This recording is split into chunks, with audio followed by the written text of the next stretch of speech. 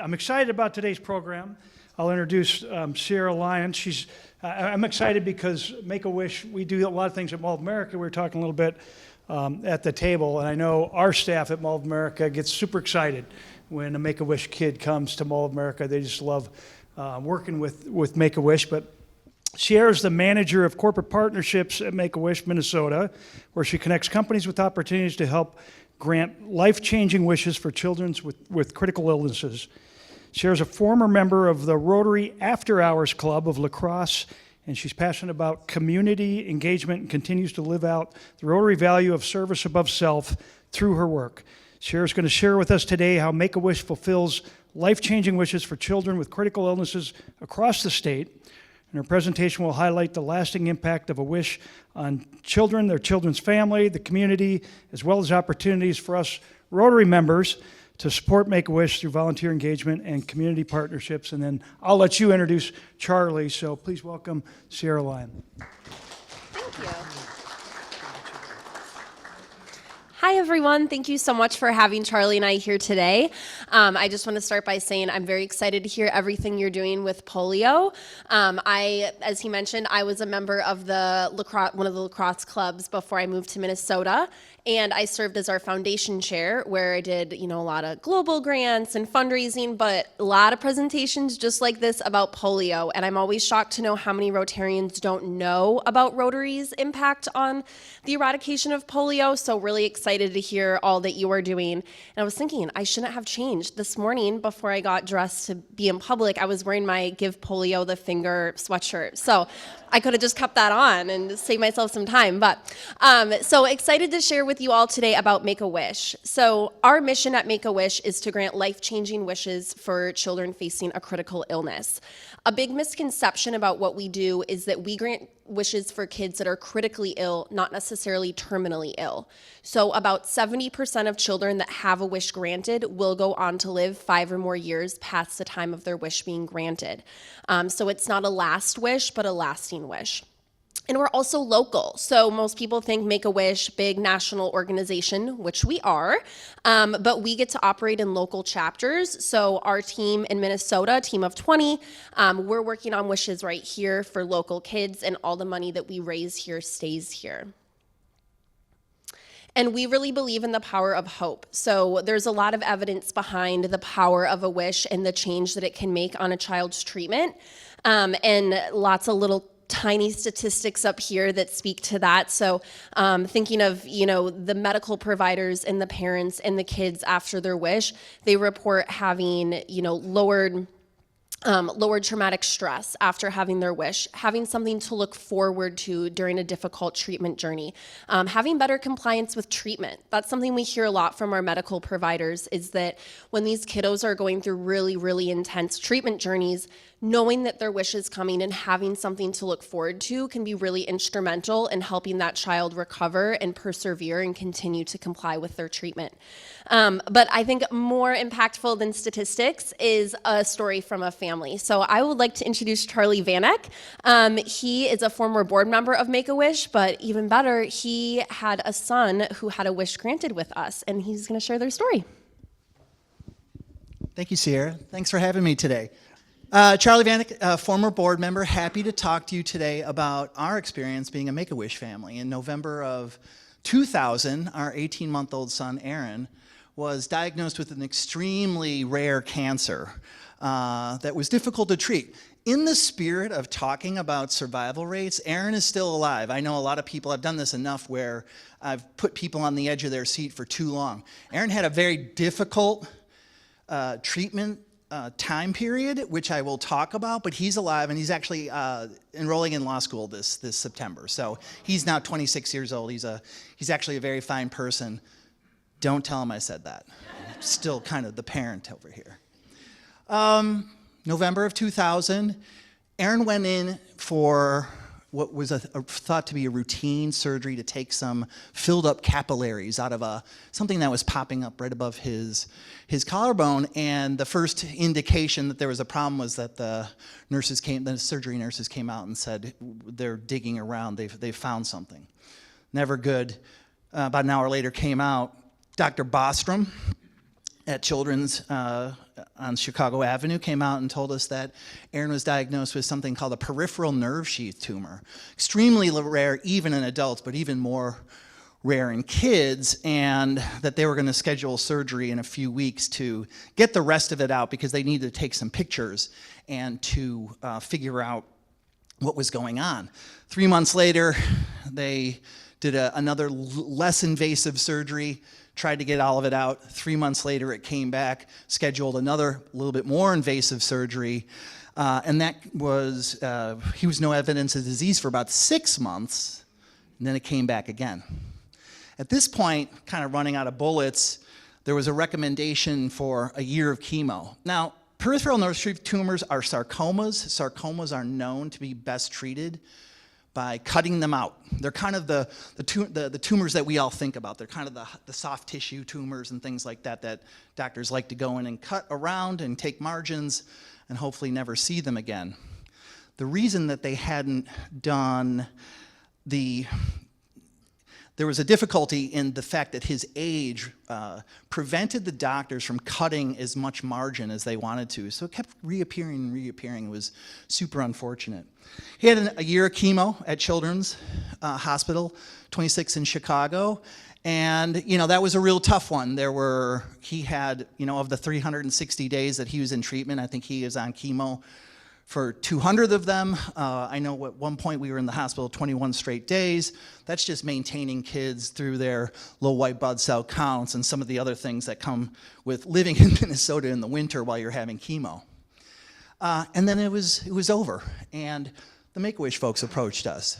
We were nervous also, because when the Make-A-Wish folks approached us to recommend that Aaron go on a trip, we too thought wishes were only for kids with terminal diseases. We were extremely upset for about 5 minutes until our nurse came in and said, no, we've done this. We know nothing has changed. Whatever you have done, it's good. But this is what they do. And then we were thrown into the Make-A-Wish world. And that was really something. All the things that Sierra says about less stress, looking forward to something that is another milestone rather than just getting through a session of chemo or a surgery, is really, really important for families like ours. A little bit about the volunteer experience. There's amazing volunteer opportunities at Make-A-Wish. One of them, the first contact we had, was with something called a wish granter. Is that what we're calling it now? Wish granter. They come in and they talk to the kids, a little bit to the parents, about what kind of wish they can craft for the kid. Now, the wish granters are wonderful people, super intelligent and everything. Didn't take much to figure out that Aaron liked Buzz Lightyear, and that an appropriate trip for us was to go to Orlando, to go to Disney World, because that's where Buzz Lightyear lives, and also go to Kennedy Space Center, which is where the Saturn V rocket is, and the space shuttle, and all this cool stuff. So we had this amazing combination of space-related activities down in southern Florida. Not a bad thing to go to in March of a Minnesota winter. Did we go back and forth? Which one did he? A little bit of background. Dr. Bostrom, he always gets a mention. We actually have a Christmas ornament that he gets put on the tree every year. And then that's our last day of chemo. That's Aaron on the that's Aaron on the right and my wife on the left, if you couldn't tell. Sorry about that. All right. That was awesome. The trip was awesome. Make-A-Wish makes it very stress-free for people. Anybody gone to Disney World? It's expensive. Make-A-Wish picks up the tab. My father-in-law actually got to go. Aaron's grandfather, Jen's father. Super, without question. We stayed at a place called Give Kids the World. My favorite part of it was not getting picked up in the limo, but that was pretty cool too. But they have a 24/7 ice cream joint that you can go to. And I'll tell you, at midnight, you know who's there? Parents. Tearing up, happy about their day, grateful to be there. And just in need of a little bit of a blow, just in need of a little bit of a calming down for the night's activities. Because when you're down there, you're kind of running around, and Make-A-Wish gets you moving around a lot. It's awesome. And this is a few things.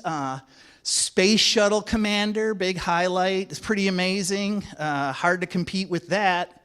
As a dad, that's Aaron in the plane. We actually even got a chance to go to, where's Ron John? The surf shop. Is it? Yeah. We usually got to go there too. And actually, his hair was coming back and the color was coming back in his face. It was an amazing trip that was 23 years ago now, and I still remember it like it was yesterday. I told you his journey was hard. We didn't see Aaron's cancer for 3 years, and then it came back. That was a real kick in the stomach because, you're always thinking about this 5-year window post first no evidence of disease, and you're always kind of praying to get past that part. And after 2 or 3 years, you actually think it might happen, and then it didn't. And so then it was a difficult situation. Aaron had chemo, couldn't have it again. He had 3 surgeries, very difficult to do. What do you do? The good news was that Aaron, because of his case is considered an edge case, treatable but amazingly difficult. There's only a few places in the country that do the type of surgery that he needed readily, and so we were able to get him into a place called Memorial Sloan Kettering in New York, the Upper East Side of New York. It's well known to be one of the 3 or 4 very, very, very amazing cancer centers we have in this country, and I'm grateful to this day that he was able to get in there. Where are we next? I told you he was alive. That's a good thing. We got through the surgery. He was on the table for 8 hours. We were in constant contact with people on the surgery team, and that's an ordeal. That's a long day, but the guy named Dr. Michael LaQuaglia, he's been featured in national magazines, came out. He's the chief pediatric surgeon at Sloan Kettering, and that's kind of like having Michael Jordan operate on your kid. He's an amazing person. He's also on the tree every year. And it was successful, and it was great. We stayed in New York for another month. There were a lot of after surgery tests because it had reoccurred so often. If you're counting 3.5, 4 times, we actually had a little post-surgery at the U. They had a new machine that was. He had as much contact with physicists as he did doctors. That these machines are so precise and so technologically sophisticated. So he had 30 days of post-surgery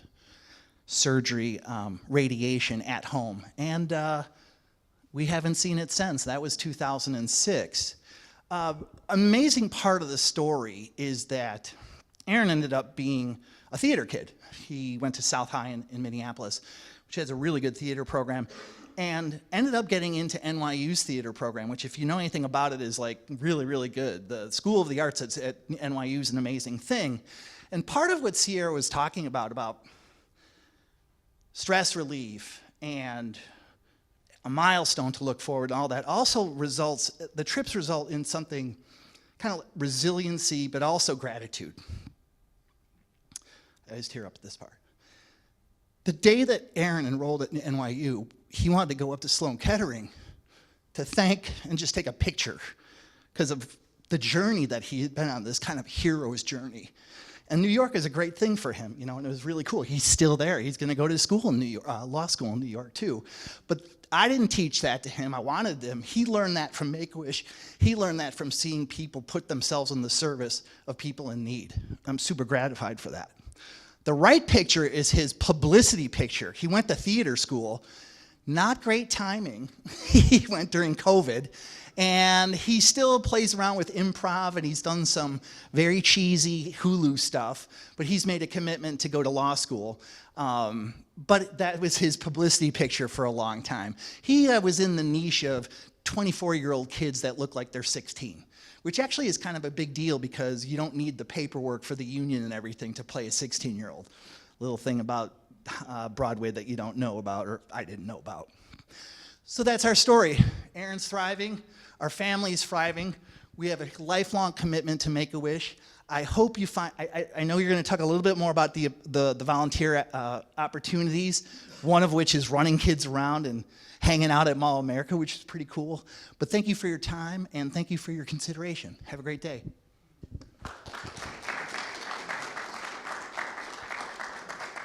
Awesome. Thank you so much, Charlie. You know, it's so wonderful to hear about the impact that wishes have. And so as you can imagine, one of those impactful wishes is going to Walt Disney World, like Charlie said.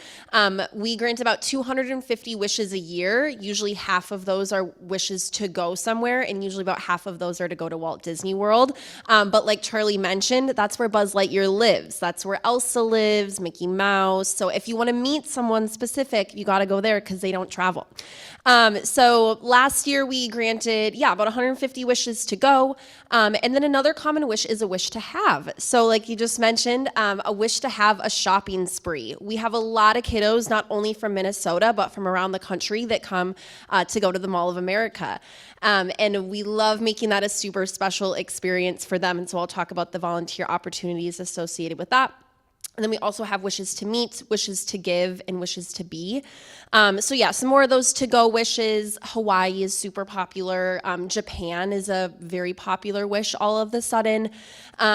Wishes to have can also be something like a tree house, or to have a bedroom makeover, to have a hot tub with a lift. And then as you can imagine, here in Minnesota, wishes to meet. We have a lot of wishes to meet Justin Jefferson. I think that's probably our number one right now for someone to meet. We love Justin at Make-A-Wish. He's super wonderful with our wish kids, spends lots of time with them, makes them feel super, super special, along with all the professional sports teams here in Minnesota. And then, of course, Taylor Swift, Lionel Messi, anyone that you can think of as a celebrity has probably been asked to meet before. Some of the ones I personally love, I love reality TV, love, like HGTV, all of that. We had a little girl, I think it was last year, she wished to meet Chip and Joanna Gaines that have their whole home network kind of thing. So anything you can think of, someone's probably wished for it. But like I mentioned, we grant about 250 wishes a year.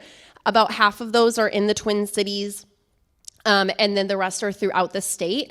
And while we're granting that many wishes, we did a study 2 years ago learning that we should be granting over 470 wishes every year in our state alone. So a lot more kiddos that we're trying to reach, as our goal is to reach every single eligible child, because we know the impact of having that wish granted.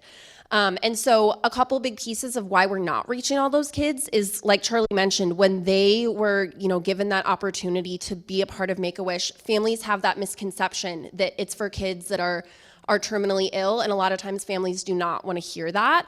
And so a big goal for us is to educate the medical community about not only who is eligible, but how to have those conversations.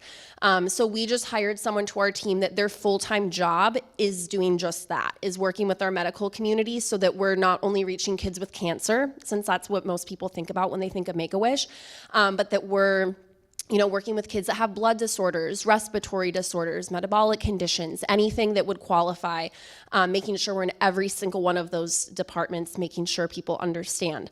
And these wishes are for children that were referred between the ages of 2.5 and 18. You'll see up there, 18 plus. We often have kids that it takes a bit for their wish to come true.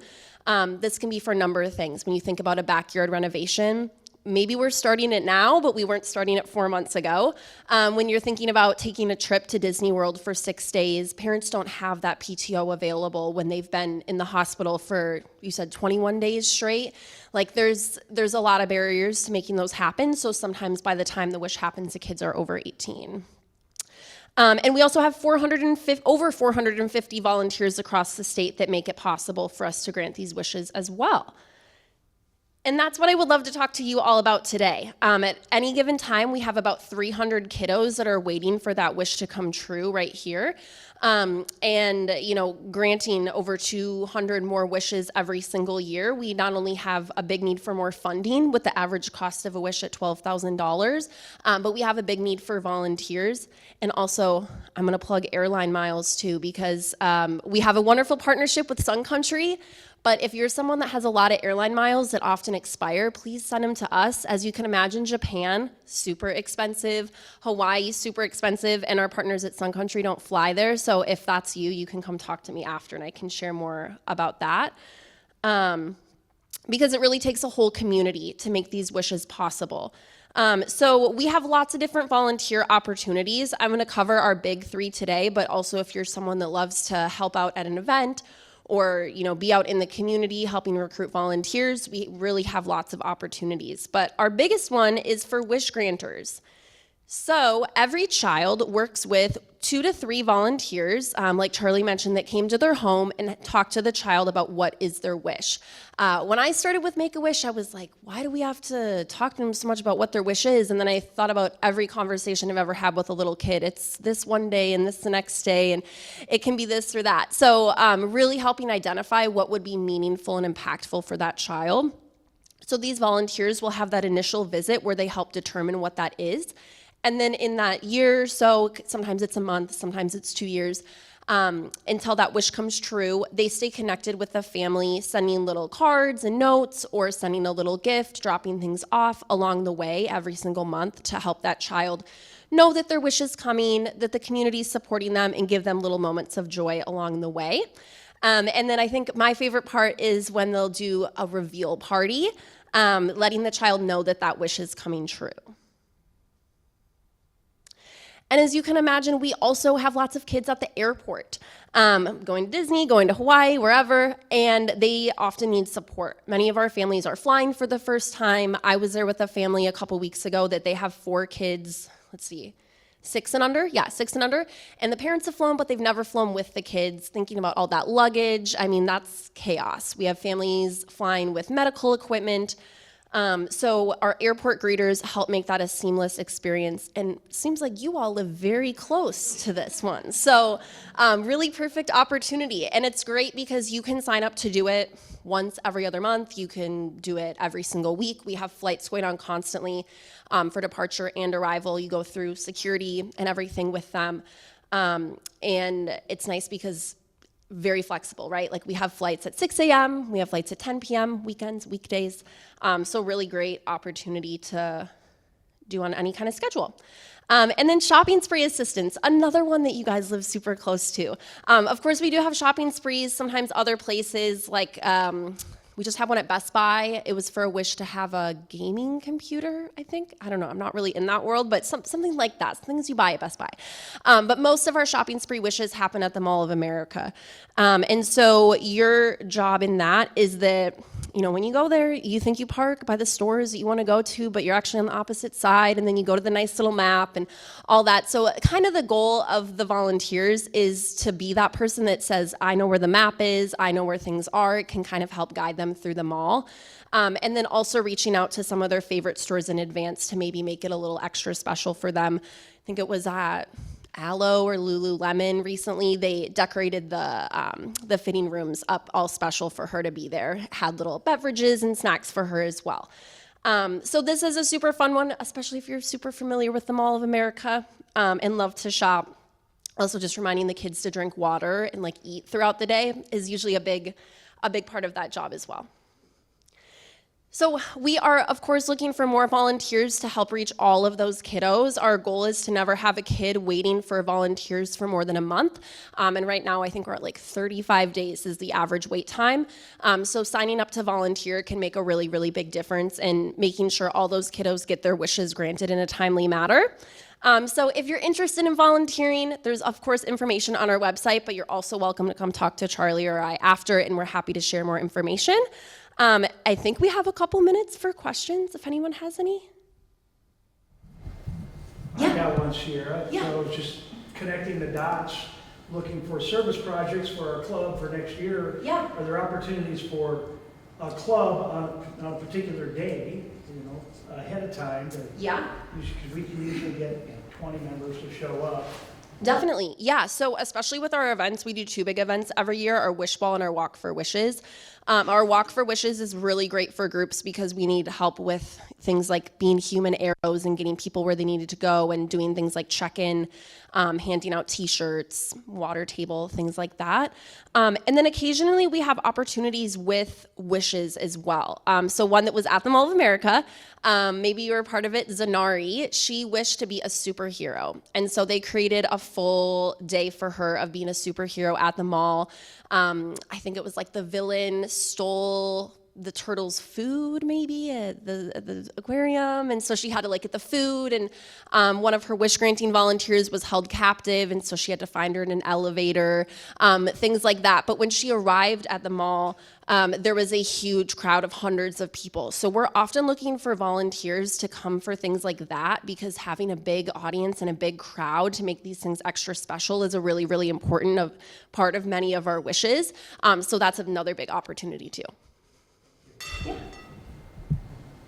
Yeah. What percentage of kids, just roughly, can actually have the success that Charlie's son had?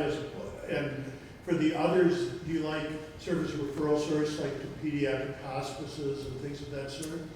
Yeah, so about 70% of the kids will go to live 5 or more years past the time of their illness. And we're typically these kids are being referred to us through their healthcare providers, so they're usually pretty well connected with things like hospice, yeah. And we do, of course, have a lot of kids that get referred to us when they're maybe already on hospice. So we are super familiar with making some of these wishes happen very quick. There's a mom that presents with me like Charlie does, that her daughter, when she was referred, they had about a month before she was back in the hospital for about a week or two before she ended up passing. And I think it was within like 7 days that they were on a flight to Disney World. So it was very, very, very quick. So even when she got back home, she still had some time at home before going to hospice. So yeah, we'll make it happen super, super fast, because she was able to swim and do the rides and all of that. Yeah. Can you tell us when you have like the walk? I'm assuming you have maybe a couple events that are the same time every year or pretty close to that? Yeah, absolutely. So the walk is September 12th, and that's at the Viking Lakes in Eagan. I can give you more information about that too. We also have other events throughout the year that we need volunteers at, but the names of them, the dates, I'll write that down for you. Yeah. Any other questions? Yeah. I saw you had something about a Formula One race there. How do you make these connections to bigger events that are not in the mall and not at Best Buy? Yeah. How are you doing? Do you have a national link to all these organizations? We do. So locally, we of course partner with all the big sports teams and have our own relationships with them, and we'll facilitate that for other chapters of Make-A-Wish for kids coming from out of state. But we're really fortunate to have our big national organization that they have a whole team. I don't know what they're called, like celebrity liaisons or something, but they maintain the relationships like that and have a lot of those contacts to help us get connected, because our wish coordinators, they're booking trips to Hawaii, they're doing a backyard renovation, they're getting a bike, they're doing all sorts of stuff, so we're able to rely on those resources. Yeah. For the kids that are getting these wishes, are they getting the wish that they're asking for? Is there like a tier? Are there ones that like are too big to be able to grant? Yeah. I wouldn't say that there's ever a wish that's too big to grant. Sometimes they're just maybe not possible. I'm thinking of a wish where he wanted to meet the Pope. Yeah. And they weren't able to make that happen, but his family did go to Vatican City and did a big tour there and got to have a lot of other incredible experiences, like second to meeting the Pope. And then another piece of it too is if the child is medically capable of doing the wish. So typically when they do their initial meeting with the wish granters, they'll determine something that's not a travel wish. So if their wish is to go to Disney, we try to find out, okay, if they end up not being able to fly for whatever reason, what else is possible? Of course, during the pandemic, we were relying on that quite a bit, of how can we make these happen without having kids wait forever. And then the third example I would share too is that for things like going to the Super Bowl or meeting Taylor Swift, Lionel Messi, some of those really popular wishes, maybe it will be that we can send 25 kids a year to the Super Bowl. And so we'll tell a kid, hey, you're number 27 on the list, so you're not gonna get to go this year. Do you wanna wait another year? And then they can say, yes, I wanna wait, or they'll say, no, I just wanna meet Justin Jefferson. So, yeah, sometimes you just have to wait. Yeah. As an old pediatric nurse, I keep thinking about all the improvements. You've got better surgeons, better diagnostic tools. when I worked at Northwestern, we had a lot of cardiac patients and a lot of cancer patients too. And it was not an easy floor to work on. But I'm sure. and I remember the names and the faces of many of those families. It was incredibly memorable. I'm sure. Yeah. Thank you for sharing that.